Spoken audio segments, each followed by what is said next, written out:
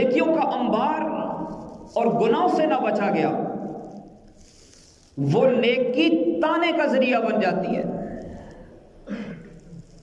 کوئی شخص حج کر کے آئے